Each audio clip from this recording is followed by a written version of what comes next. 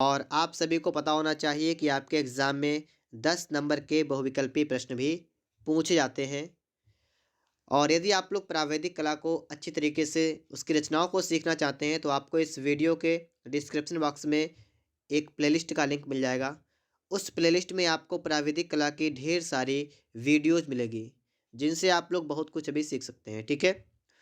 तो चलिए यहाँ पर हम लोग स्टार्ट करते हैं। तो आप लोग यहाँ पर देखिएगा, चित्रकला प्राविधिक खंड आ वस्तुनिष्ठ प्रश्न। यहाँ पर आपको बहुविकल्पी प्रश्न दे रखे हैं और ये आपके एग्ज़ाम में 10 नंबर के आते हैं, ठीक है? तो हम लोग यहाँ पर स्टार्ट करते हैं। आप लोग देखिएगा, पहला प्रश्न आप सभी के सामने यहाँ पर लिखा हुआ है, अंग्रेजी के बड़े अक्षरों की ऊंचाई कितने खानों की होती है?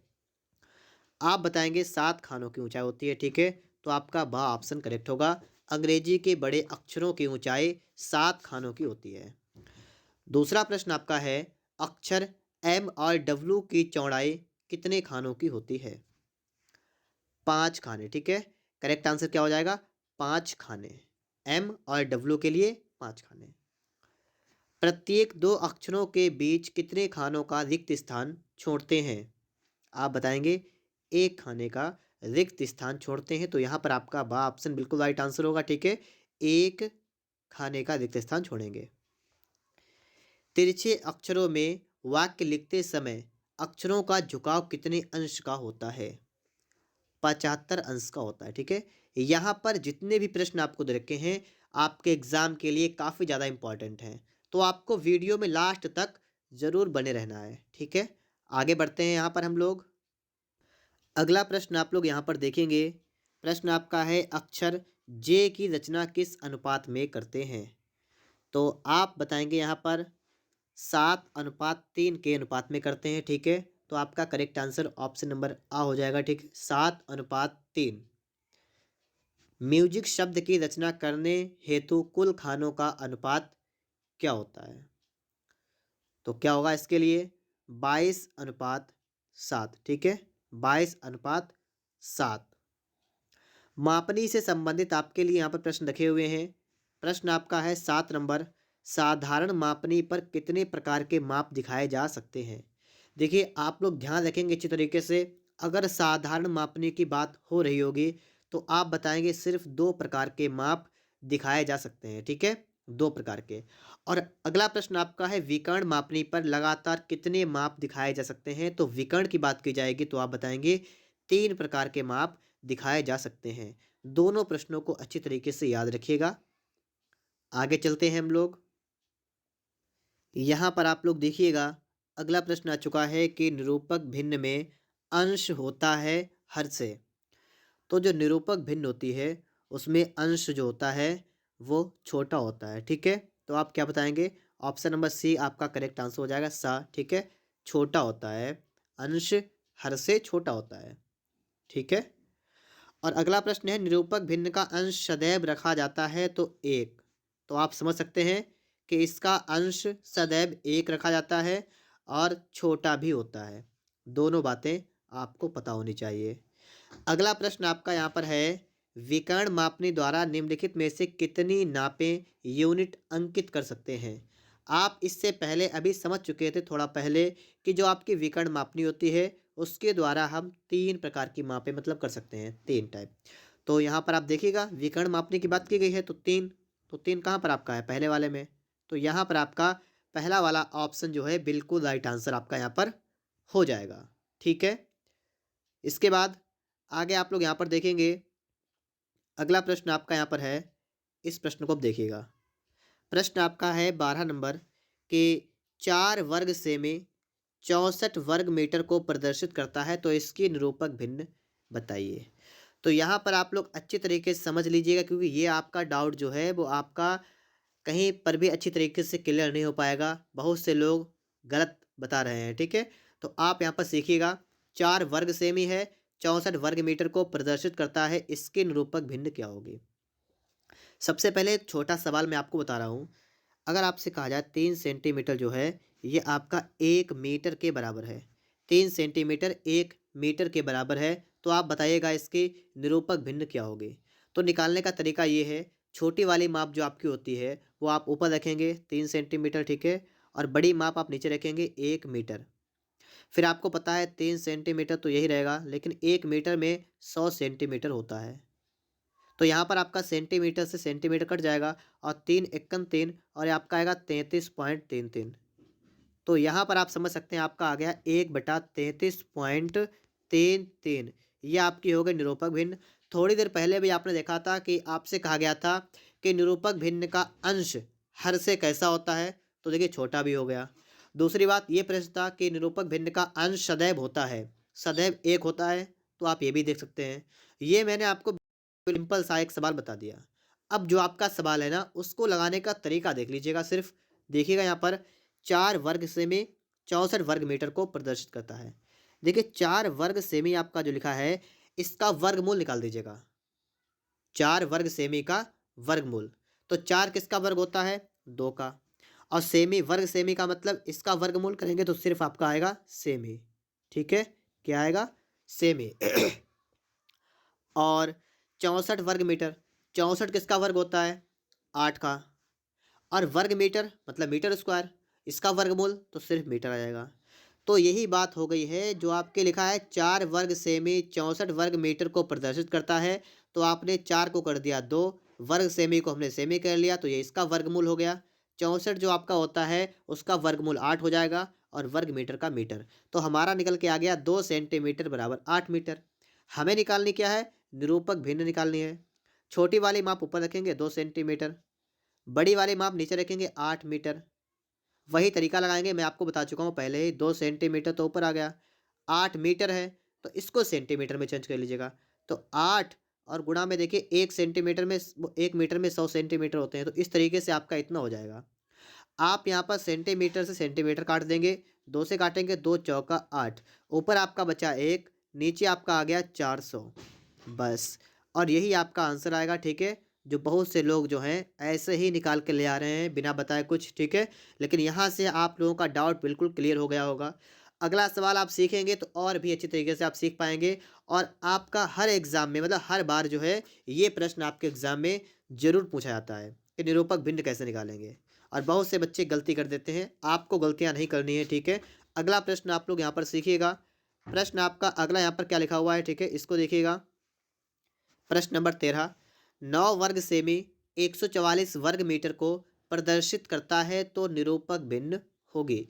यहाँ पर भी वर्ग सेमी में दोनों बातें हैं, वर्ग सेमी और वर्ग मीटर। आप इसका वर्गमूल निकाल देंगे। 9 आपका होता है 3 सेंटीमीटर का, आपका वर्ग करेंगे तो आपका हो जाएगा 9 वर्ग सेमी। और 144 किसका होता है? 12 का वर्ग, तो 12 मीटर। तो बस सिंपल सी बात है, आपने चेंज कर दिया कि 3 सेंटीमीटर 12 मीटर हो गया। और यहाँ से आप क्या करेंगे? 3 सेंटीमीटर को रखेंगे ऊपर, क्योंकि छोटी वाली जो आपका मान होता है, जो आपका आपके मानचित्र के अनुसार जो मान होता है उसको ऊपर रखते हैं। वास्तविक मान आपका 12 मीटर, तो इसको आप रखेंगे नीचे। तो 3 सेंटीमीटर का तो 3 सेंटीमीटर आएगा, 12 मीटर का हो जाएगा 12 गुणा 100 सेंटीमीटर। अब आप 3 से काटेंगे, 3 चौका 12 आपका जाएगा और सेंटीमीटर सेंटीमीटर कट जाएगा। ऊपर आपका 1, नीचे आपका 400। तो इस तरीके से आप हल कर देंगे, आपका इसका भी आंसर आ गया 1/400, ठीक है, 1/400। अगला प्रश्न हम लोग देखेंगे। प्रश्न नंबर आपका है 14 नंबर, 5 मीटर 2 सेंटीमीटर से प्रदर्शित करने वाली मापनी की निरूपक भिन्न मतलब RF याद कीजिए। अब ये आपके लिए आ चुका है बिल्कुल सिंपल सवाल, इसमें वर्ग में तो है ही नहीं। तो 5 मीटर को 2 सेंटीमीटर से प्रदर्शित करने पर, तो 2 सेंटीमीटर आपका ऊपर रहेगा और 5 मीटर आपका रहेगा नीचे। तो 2 सेंटीमीटर तो आपका यही हो गया, ठीक है। और 5 मीटर हो गया आपका 5 गुणा, और 1 मीटर में आपके होते हैं 100 सेंटीमीटर, इतना हो गया। सेंटीमीटर से सेंटीमीटर गायब हो गया और आप 2 से काटेंगे, आपका जाएगा 50 बार। तो ऊपर 1 बटा में कितना आएगा? 250। तो इस तरीके से आप लोग यहाँ पर निरूपक भिन्न को निकालना सीख सकते हैं। उम्मीद करता हूँ आप लोग यहाँ तक वीडियो आपको अच्छा लगा होगा। अगर वीडियो आपको पसंद आ रहा हो तो फटाफट से वीडियो को लाइक करिएगा। आगे बढ़ते हैं हम लोग यहाँ पर। अगला प्रश्न आप लोग यहाँ पर देखेंगे, लिखा हुआ है निरूपक भिन्न की इकाई होती है। अभी थोड़ी देर पहले आप देख रहे थे कि मैं लिख रहा था कि 3 सेंटीमीटर जो है वो आपका 5 मीटर के बराबर है। इस टाइप के आपके सवाल लग रहे थे। तो आप देख रहे थे कि 3 सेंटीमीटर ऊपर लिखा, 5 मीटर नीचे लिखा। तो 3 सेंटीमीटर और 5 मीटर में हो गया 5 गुणा 100 सेंटीमीटर।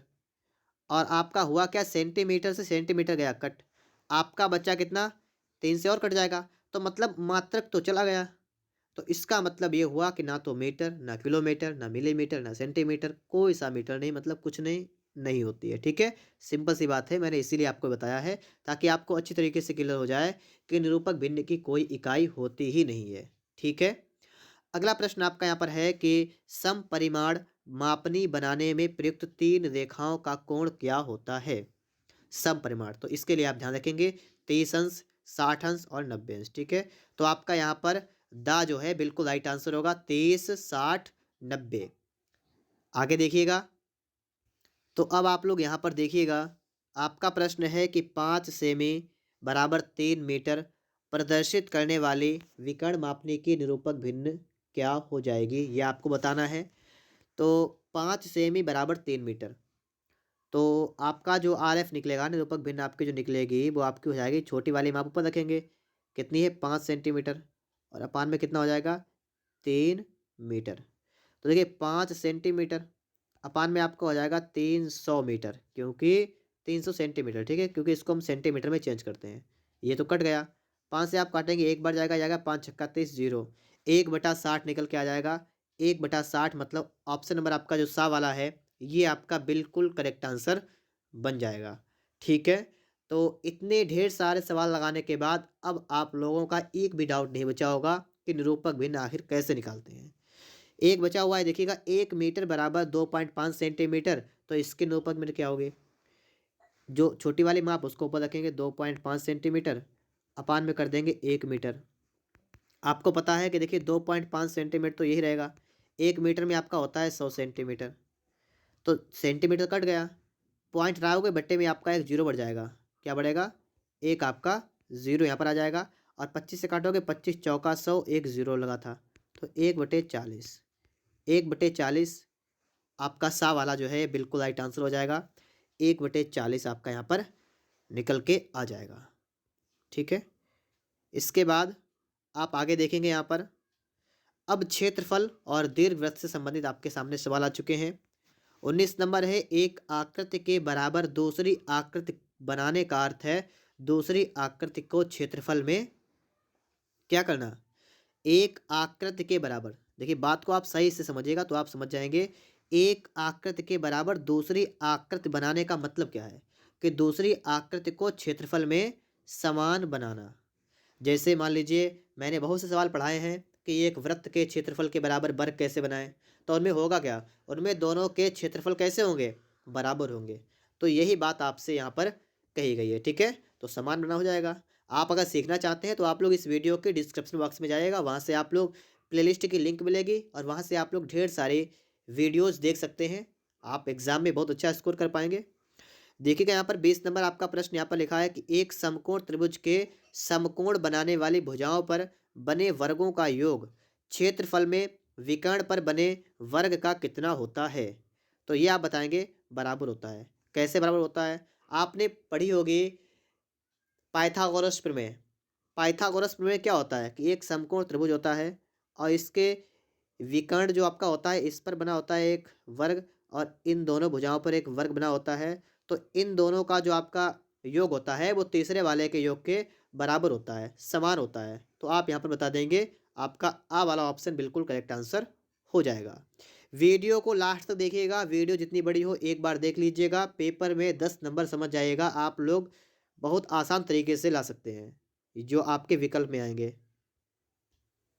यहाँ पर आप लोग देखेंगे प्रश्न नंबर 21, किसी अर्धवृत्त के व्यास को आधार मानकर, क्या है, किसी अर्धवृत्त के व्यास को आधार मानकर और उसकी परिधि पर कहीं भी एक बिंदु से आधार सिरों को मिलाने पर जो त्रिभुज बनेगा उसका शीर्ष कोण सदैव कितना होता है।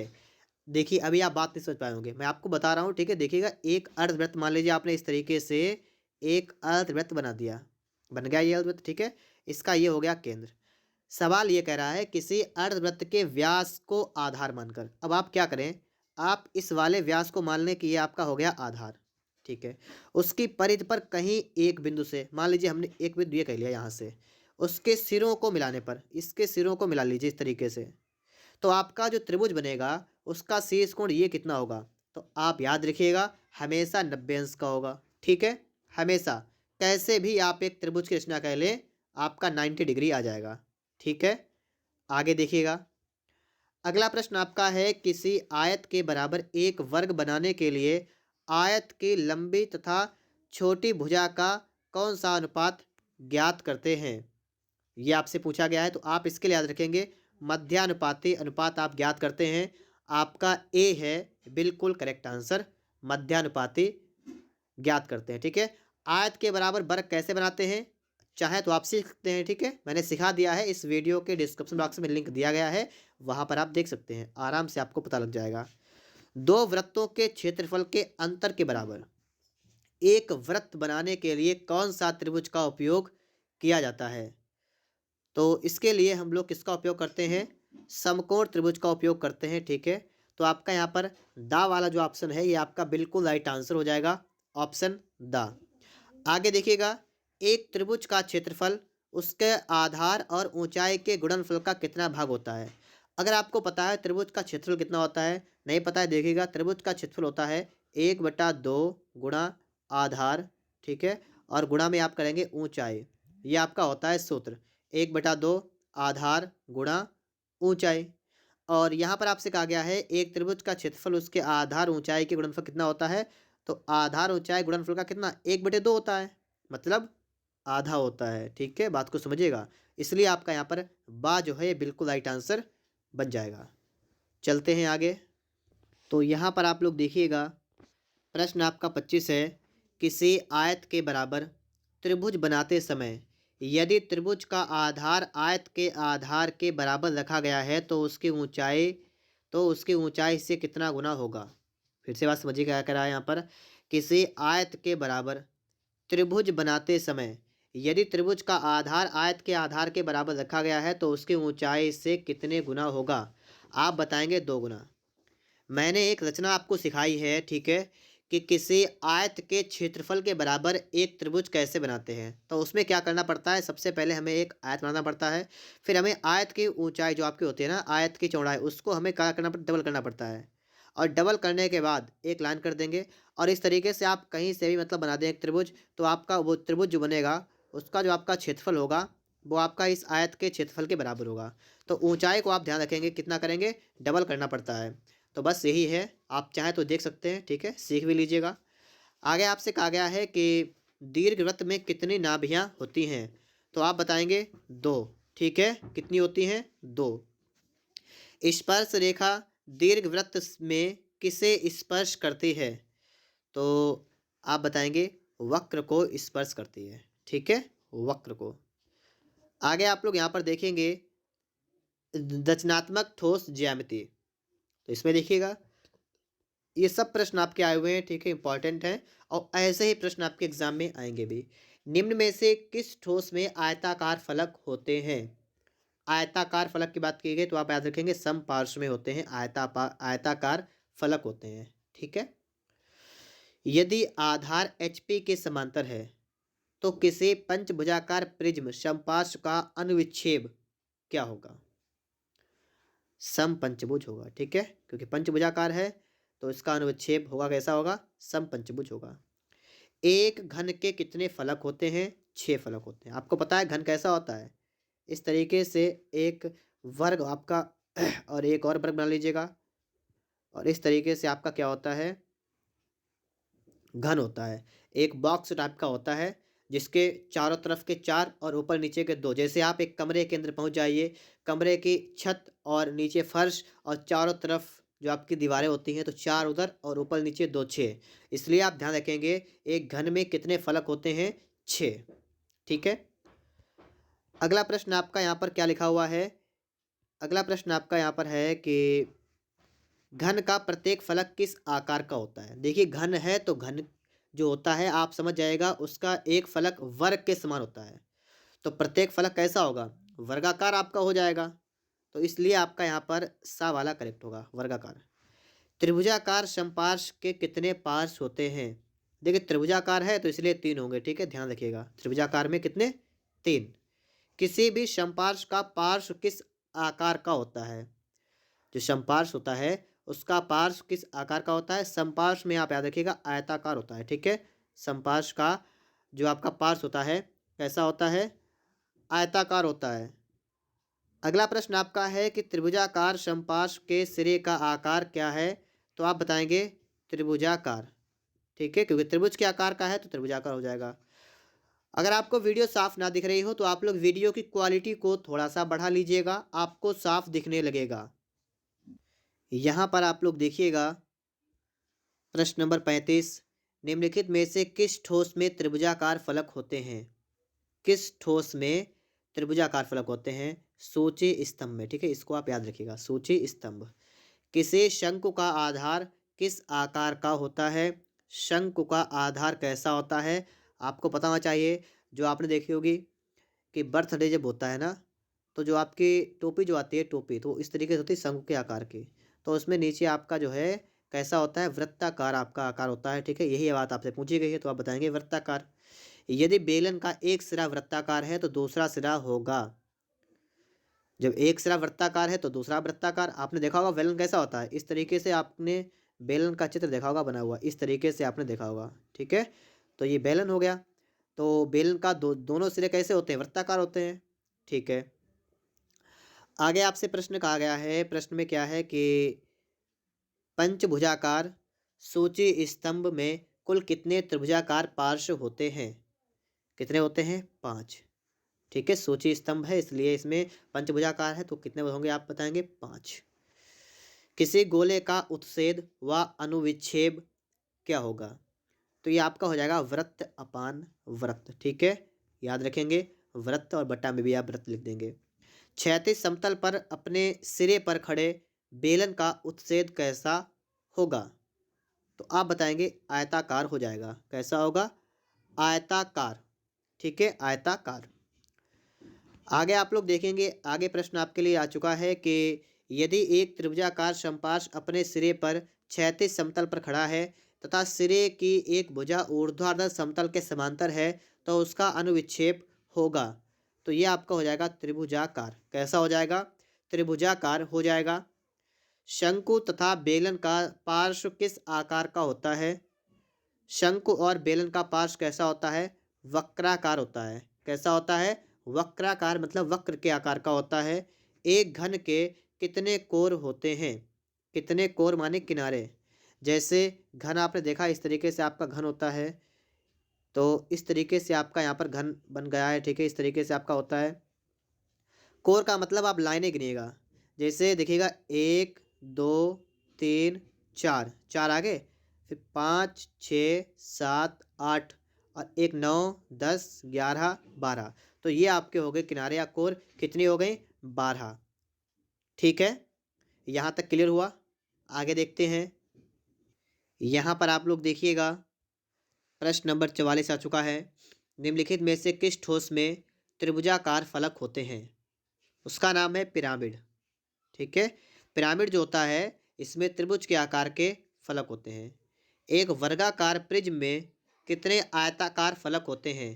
वर्गाकार जो आपका प्रिज्म होता है उसमें आप बताएंगे 4 आयताकार फलक होते हैं, ठीक है। कितने होते हैं? 4। एक वर्गाकार प्रिज्म की भुजा ए है, ऊंचाई b है, तो इस किसी एक आयताकार फलक का परिमाप क्या होगा? तो अगर आपको पता है कि आयत का परिमाप क्या होता है, 2 इंटू लंबाई प्लस चौड़ाई, तो वही बात आपके यहाँ पर है, 2 इंटू ए प्लस बी आप यहाँ पर बता देंगे, ठीक है। 2 इंटू ए प्लस बी आपका यहाँ पर हो जाएगा। आगे आपका यहाँ पर क्या है? आगे आपका प्रश्न है कि षटभुजाकार समपार्श्व में कुल कितने आयताकार फलक होते हैं? आप बताएंगे 6 होते हैं, ठीक है, क्योंकि षटभुजाकार है तो आप ध्यान रखेंगे 6। किसी वर्गाकार प्रिज्म मतलब समपार्श्व का अनुविच्छेद उत्सेद क्या होगा जबकि प्रिज्म अपने आधार पर खड़ा है? तो इस कंडीशन में आपका हो जाएगा वर्ग अपान आयत, ठीक है, वर्ग अपान आयत। वह कौन सा तल है जिस पर अनुविच्छेद बनाया जाता है? उसे कहते हैं ऊर्ध्वाधर समतल कहते हैं, ठीक है। क्या कहते हैं? ऊर्ध्वाधर समतल कहते हैं। आगे आप लोग यहाँ पर देखेंगे, प्रश्न आपका है किसी वर्गाकार प्रिज्म का अनुविच्छेद शीर्ष दृश्य क्या होगा जबकि प्रिज्म आधार पर खड़ा है? ऐसी कंडीशन में यह एक आयत होगा। सममिति चित्रण। किसी भी सममितीय दृश्य में एक साथ कितनी विमाएं मिलती हैं? तो एक साथ 3 विमाएं मिलती हैं। कितनी? 3 विमाएं मिलती हैं। याद रखिएगा 11, 12, 13, 15 में आ चुका है। सममितीय विक्षेप में किस कोण का प्रयोग करते हैं? 30 डिग्री का कोण जो है हम लोग प्रयोग करते हैं। ठीक है, कितने का? 30 अंश का प्रयोग करते हैं कोण।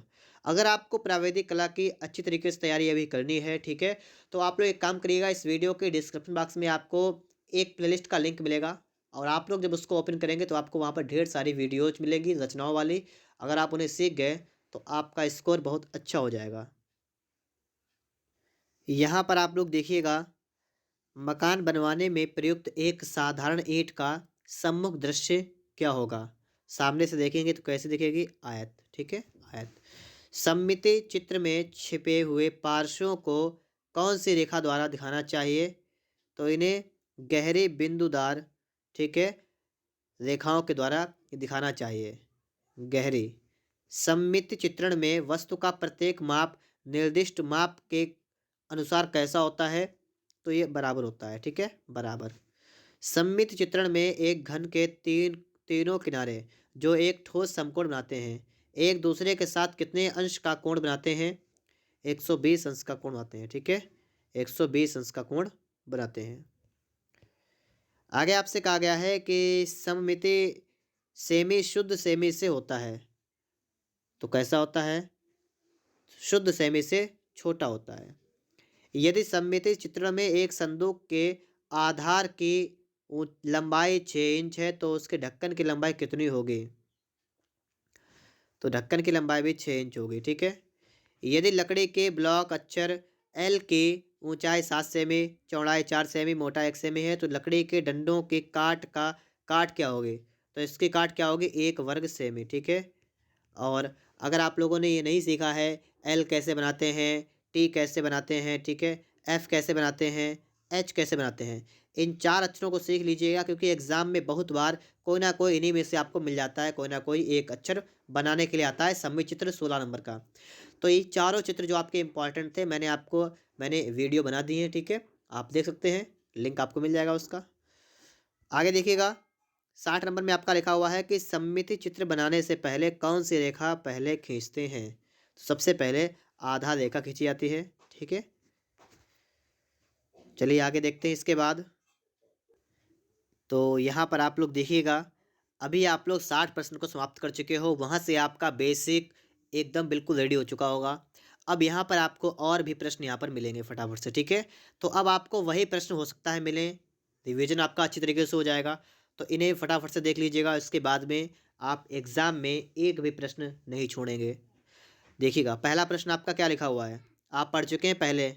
एक आकृति के बराबर दूसरी आकृति बनाने का अर्थ है दूसरी आकृति को क्षेत्रफल में कैसा करना? समान बनाना। ठीक है, तो ये आप पढ़ चुके थे इससे पहले।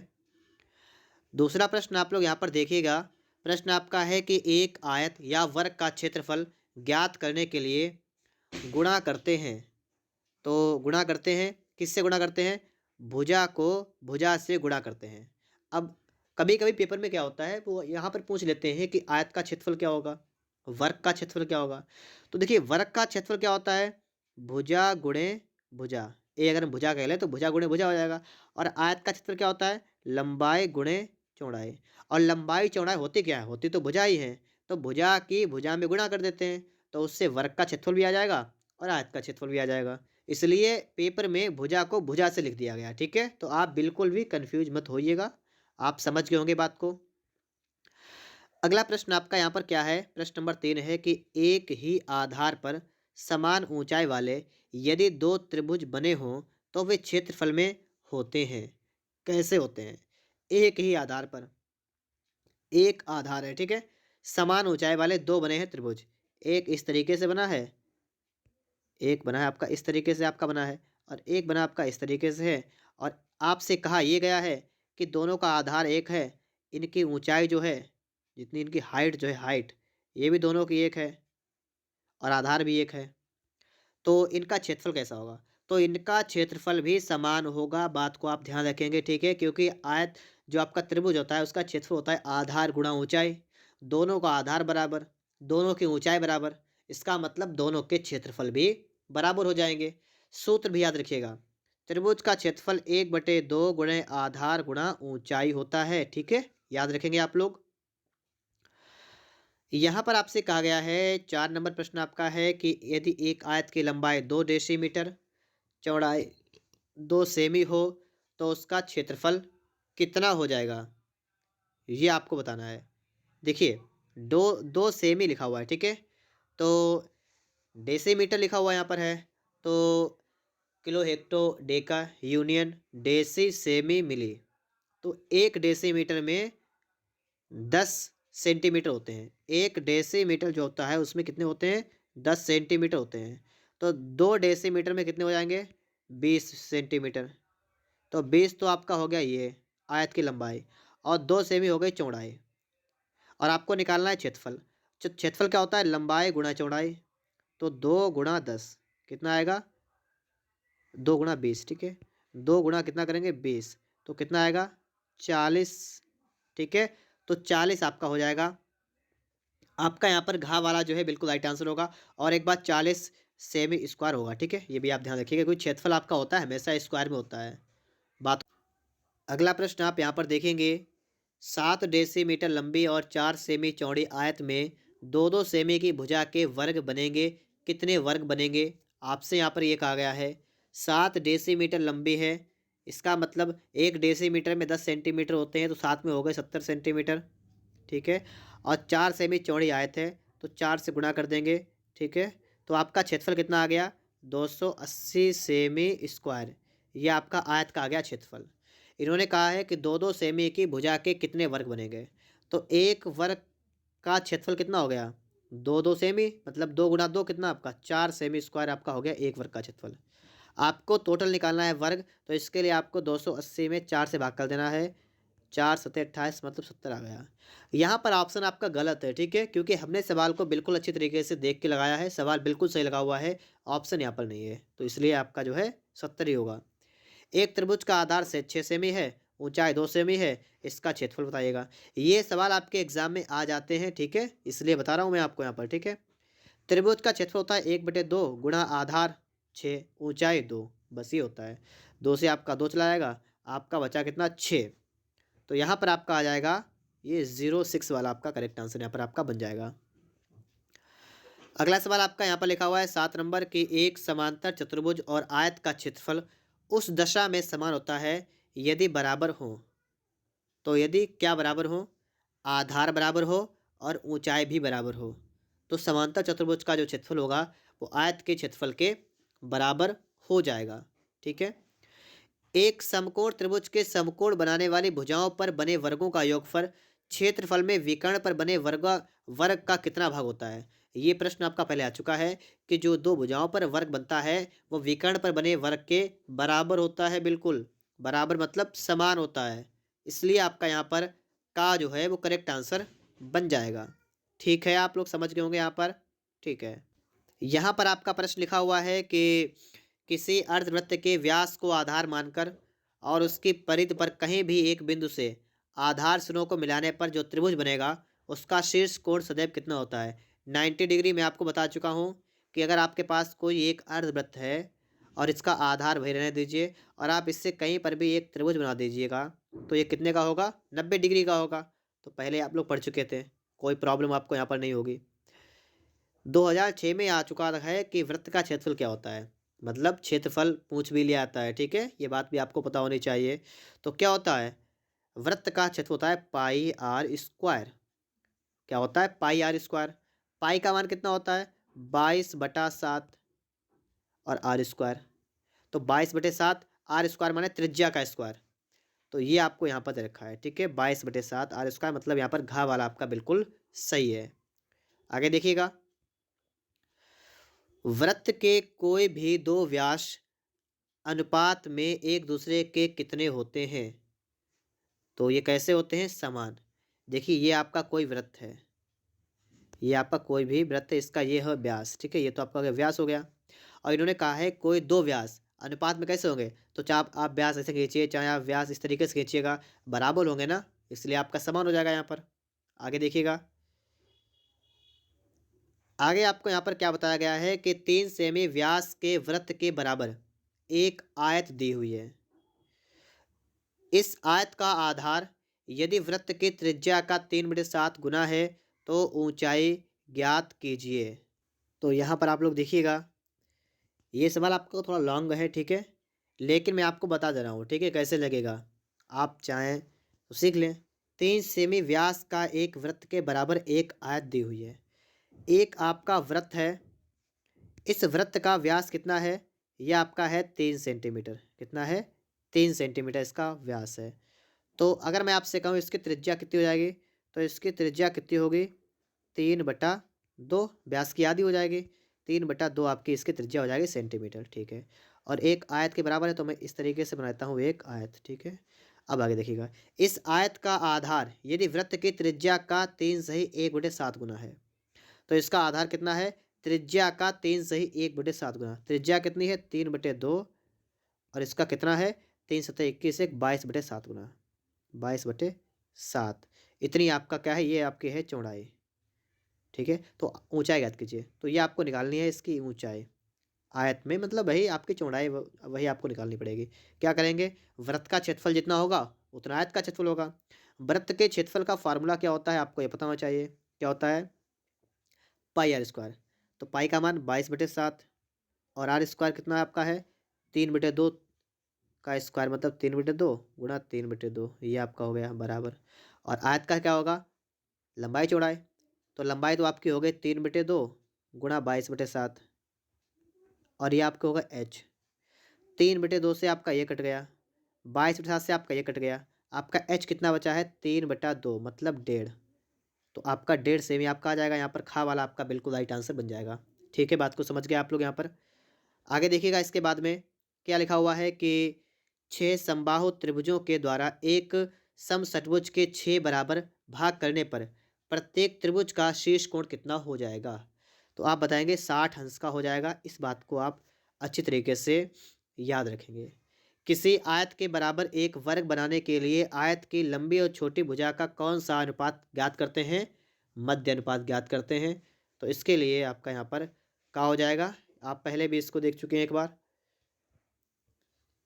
देखिए, आप पूरी वीडियो को देखेंगे तो आपका रिवीजन भी बहुत अच्छी तरीके से हो जाएगा, ठीक है।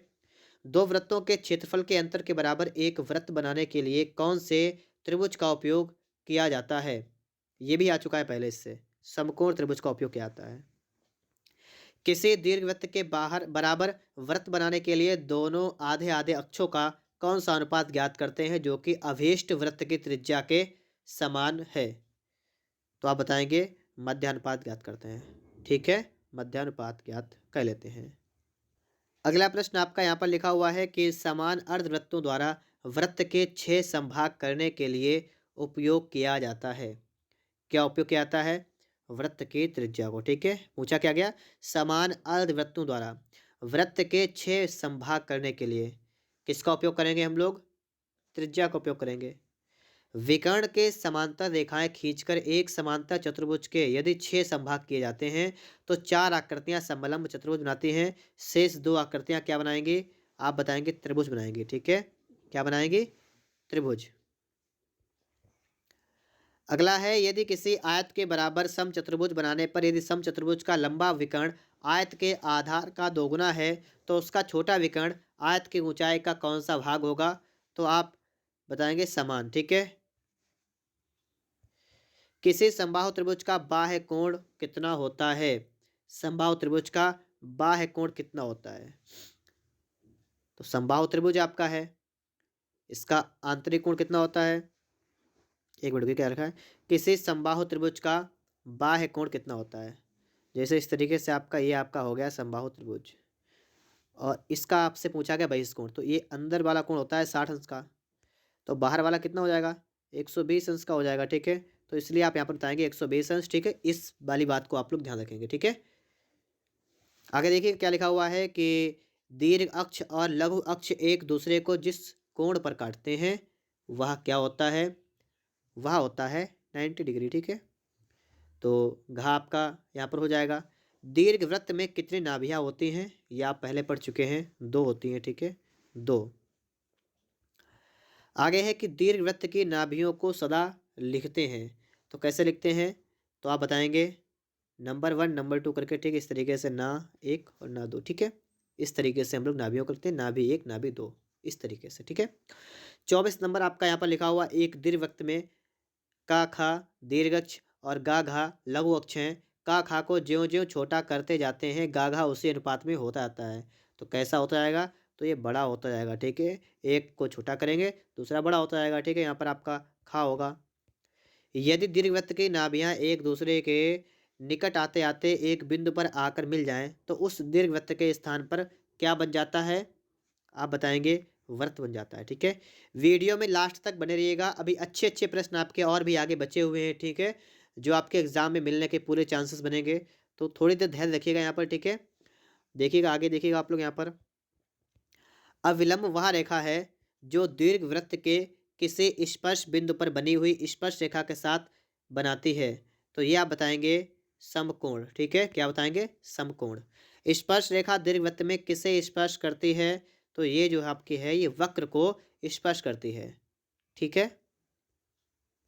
अगला प्रश्न आप लोग यहाँ पर देखेंगे कि प्रतिच्छेदी रेखाओं द्वारा दीर्घवृत्त बनाने के लिए क्या काटते हुए खींचते हैं, तो क्या खींचते हैं, रेखाएं, ठीक है। स्पर्श रेखा और अभिलंब एक दूसरे से किस स्थिति में होते हैं, तो ये दोनों एक दूसरे से समकोण की स्थिति में होते हैं, ठीक है, कौन सी स्थिति है, समकोण। दीर्घवृत्त वह वक्र रेखा है जिस पर यदि कोई बिंदु लिया जाए और इसे इसके दोनों नाभियों से जोड़ दिया जाए तो दीर्घ अक्ष के अनुपात में इन दोनों रेखाओं का योग कितना होता है, समान होता है। ठोसों में कितने आयाम होते हैं, आप बताएंगे 3 आयाम होते हैं, ठीक है, ठोसों में कितने आयाम होते हैं, 3। किसी समपार्श्व के सिरे यदि वर्ग हैं तो वह कैसा होता है, तो वह वर्गाकार होगा, ठीक है, बात समझिएगा, वर्गाकार होगा।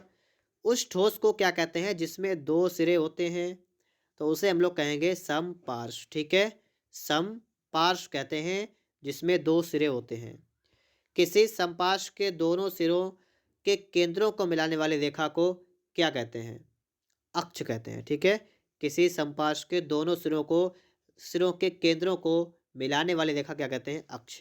किसी सूची स्तंभ के आधार के केंद्र को शीर्ष बिंदु से मिलाने वाली रेखा को क्या कहते हैं, तो इसे आप लोग कहेंगे अक्ष रेखा। सूची स्तंभ के आधार के केंद्र को शीर्ष बिंदु से मिलाने वाली रेखा को क्या कहते हैं, अक्ष रेखा। जिस रेखा पर दोनों समतल एक दूसरे को काटते हैं उसे हम लोग क्या कहते हैं, प्रतिच्छेदक रेखा।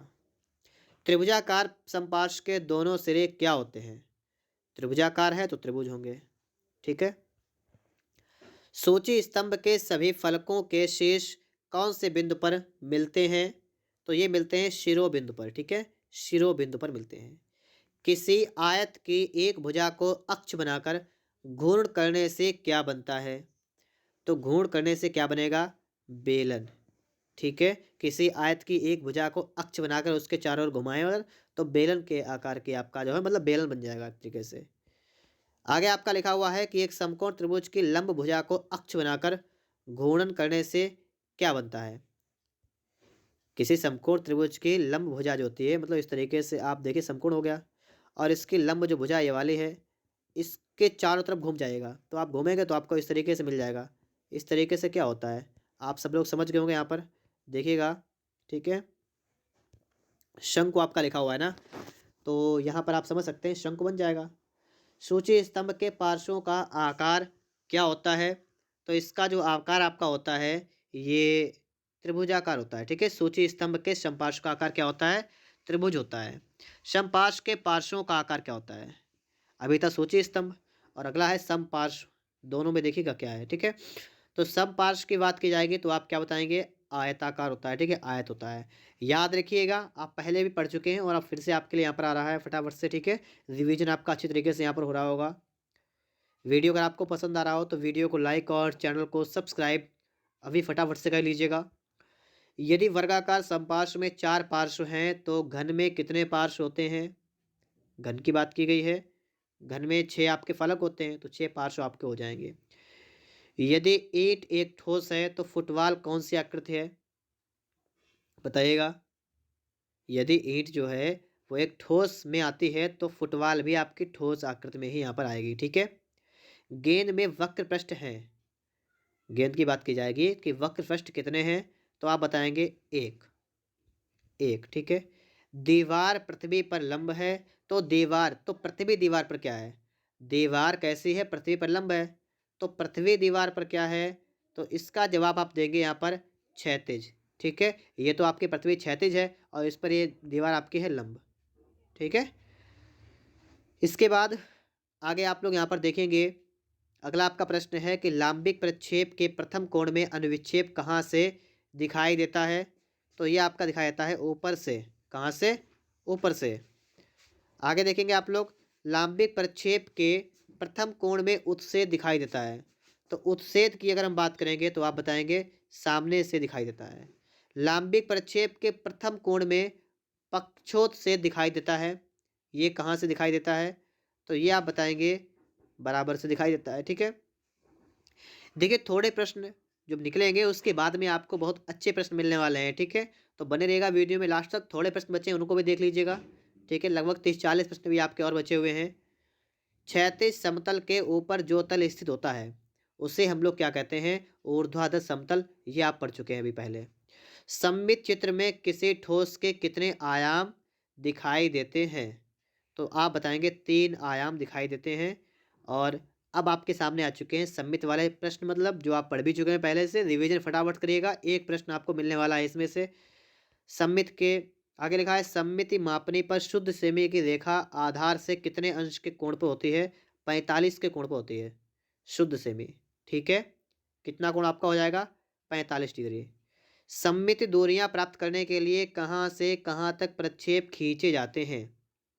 तो कहाँ से कहाँ तक प्रक्षेप खींचेंगे हम लोग? तो यहाँ पर आप देखिएगा, इसके लिए आपको प्रक्षेप खींचना है 45 डिग्री की रेखा से 30 डिग्री की रेखा तक।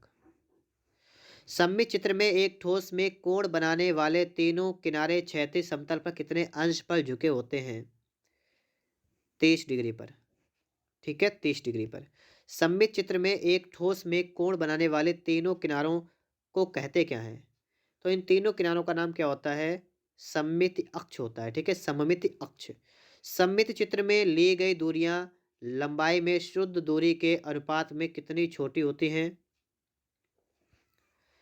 कितनी होती हैं? तो छोटी होती हैं। ठीक है। इस तरीके से प्रश्न आपका है, सममित चित्र में ली गई दूरियां लंबाई में शुद्ध दूरी के अनुपात में कितनी होती हैं? छोटी होती हैं। सममित चित्र में कौन सा पार्श्व दिखाई देता है? तो इसमें आपका दायां, बायां, ऊपर, ये 3 पार्श्व आपके दिखाई देते हैं। एक षटभुजाकार समपार्श्व में कितने सिरे होते हैं? ठीक है। षटभुजाकार की बात की गई है, समपार्श्व की बात की गई है, और आपसे पूछा क्या गया? सिरों की बात की गई है। कितने सिरे दिखाई देते हैं?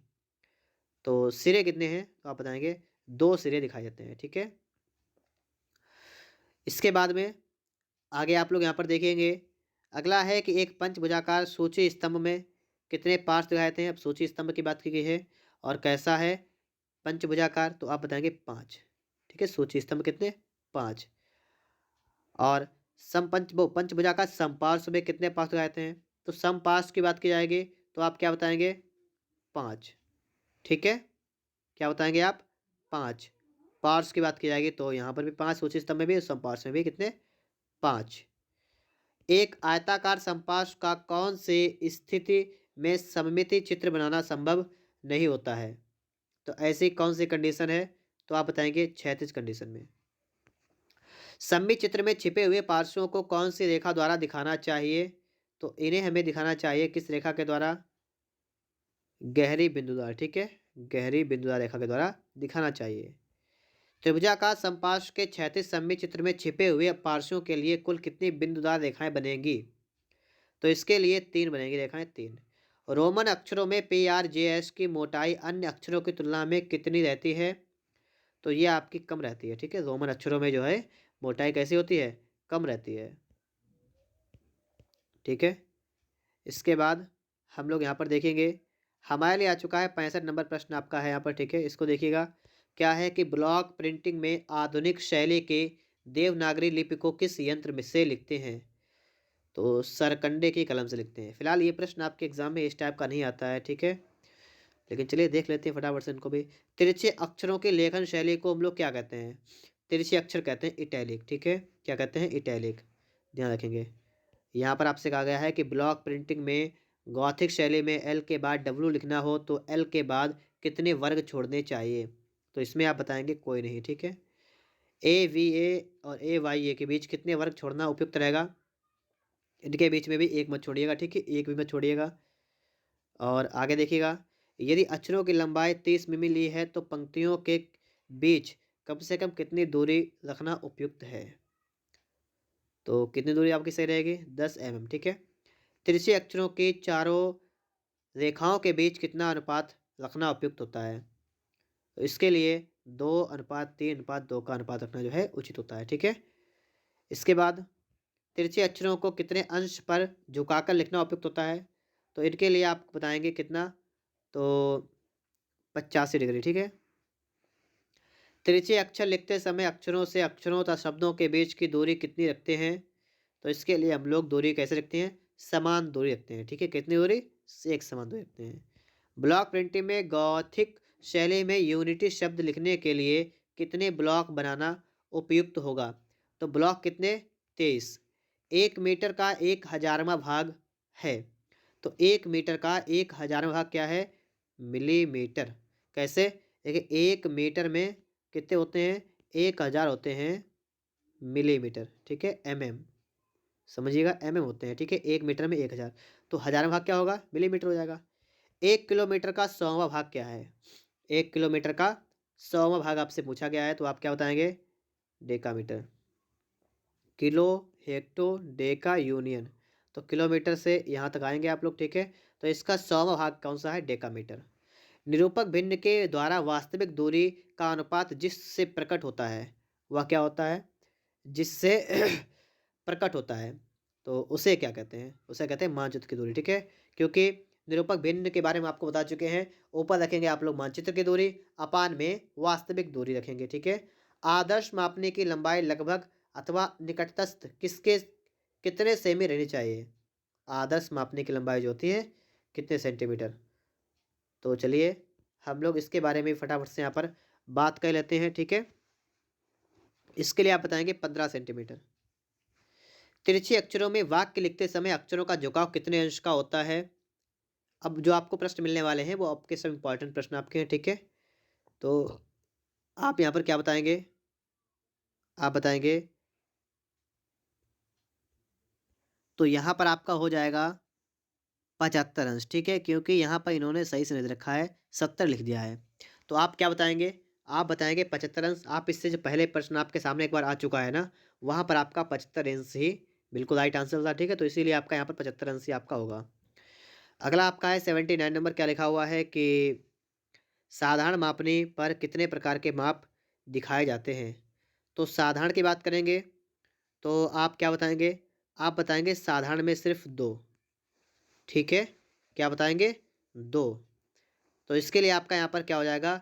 गा वाला बिल्कुल राइट आंसर होगा। मैंने आपको स्टार्टिंग में ही बताया था, जब आपके सामने प्रश्न आए थे कि साधारण मापनी होगी तो आप बताएंगे 2, और अगर विकर्ण मापनी होगी तो आप बताएंगे 3, ठीक है।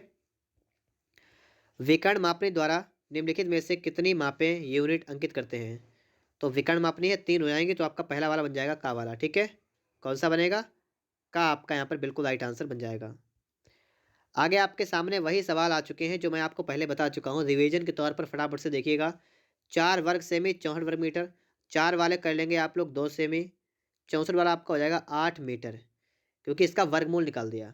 भिन्न निकालेंगे तो पहले छोटी वाली माप 2 सेंटीमीटर, अपान में 8 मीटर, तो 2 सेंटीमीटर, और अपान में कितना? 800 सेंटीमीटर। तो सेंटीमीटर हट गया और 2 से आपका गया 400 बार, तो 1/400 आपका आएगा। मैं आपको ये सवाल आपको इससे पहले बता चुका हूँ, ठीक है। इसलिए 1/400 यहाँ पर आ गया। यहाँ पर भी आप निकाल देंगे इस तरीके से, यहाँ पर भी आपका 1/400 आ जाएगा। ये प्रश्न आपका आ चुका है, पहले बता चुका हूँ मैं आपको ये भी प्रश्न बता चुका हूँ कि 5 मीटर को 2 सेमी से प्रदर्शित करने वाली मापने की निरूपक भिन्न क्या होगी, ये भी आपको बता चुका हूँ। 1/150 कैसे निकालेंगे? 2 सेमी रखेंगे ऊपर, अपान में 5 मीटर है तो आपका हो जाएगा 500 सेंटीमीटर। इस तरीके से आपका हो जाएगा। तो ये 5 से काटेगा 250 हो जाएगा। ठीक है। आगे लिखा है सम परिमाण मापनी बनाने में प्रयुक्त तीनों रेखाओं का कोण कितना होता है। तो इसके लिए आप बताएंगे 30, 60, 90 डिग्री का। ठीक है। अगला है 5 सेंटीमीटर बराबर 3 मीटर। तो बताना आपको यहाँ पर क्या आ जाएगा। तो ये भी मैं आपको बता चुका हूँ इसके लिए। ठीक है। क्या प्रश्न आपका 5 सेमी बराबर 3 मीटर। तो ये आपका हो जाएगा 5 सेंटीमीटर बटा 300 मीटर हो जाएगा सेंटीमीटर। ठीक है। तो 5 छक्का 30 आपका आएगा 1/60। कितना आएगा 1/60 आपका यहाँ पर आ जाएगा। निम्नलिखित में से किस ठोस में आयताकार फलक होते हैं। तो ये किस में होते हैं, समपार्श्व में। निम्नलिखित में से किस ठोस में त्रिभुजाकार फलक होते हैं। त्रिभुजाकार फलक की बात की गई है सूची स्तंभ में। अगला आपका है किसी गोले का उच्छेद व अनुविच्छेद क्या होगा। वही प्रश्न आपके हैं रिवीजन के तौर पर फटाफट देख लीजिएगा। वृत्त अपान वृत्त। निम्नलिखित में से किस ठोस में त्रिभुजाकार फलक होते हैं। त्रिभुजाकार फलक की बात की गई है पिरामिड में। ठीक है। एक वर्गाकार प्रिज्म के कितने आयताकार फलक होते हैं। वर्गाकार प्रिज्म है। आयताकार फलक की बात की गई है, आप क्या बताएंगे 4। एक वर्गाकार प्रिज्म की भुजा ए ऊंचाई बी है और लिखा हुआ है कि उसके किसी एक आयताकार फलक का परिमाप क्या होगा। ए भुजा है, बी चौड़ाई है। फलक का परिमाप वही आपका 2 × a + b वाला आपका लगेगा यहाँ पर। कौन सा हो जाएगा 2 × a + b। ठीक है। षटभुजाकार समपार्श्व में कुल कितने आयताकार फलक होते हैं। तो इसमें फलक की बात की गई है तो आप क्या बताएंगे 6। किसी ठोस का आधार वृत्ताकार होता है। शंकु। ठीक है। वृत्ताकार किसका होगा शंकु का। इस तरीके से ये आधार है, ये वृत्ताकार होता है शंकु का। ठीक है। निम्न में से किस ठोस में वर्गाकार फलक होते हैं। वर्गाकार फलक की बात की गई है तो आप बताएंगे घन में। ठीक है। कौन सा तल है जिस पर अनुविच्छेद बनाया जाता है। तो अनुविच्छेद हमेशा किससे बनाते हैं ऊर्ध्वाधर समतल पर। ठीक है। किसी वर्गाकार प्रिज्म का अनुविच्छेद शीर्ष दृश्य क्या होगा जबकि प्रिज्म आधार पर खड़ा है। तो ऐसी कंडीशन में ये आयत। ठीक है। क्या होगा आयत। किसी सममितीय दृश्य में एक साथ कितनी मात्राएं मिलती हैं। एक साथ में कितनी मात्राएं मिलती हैं। तो आप बताएंगे 3। ठीक है। सममितीय विक्षेप चित्रण में किस कोण का प्रयोग करते हैं। तो इसके लिए हम लोग 30 डिग्री के कोण का प्रयोग करते हैं। उम्मीद करता हूँ आपको वीडियो पसंद आया होगा। अगर वीडियो अच्छा लगा हो तो वीडियो को लाइक और चैनल को सब्सक्राइब जरूर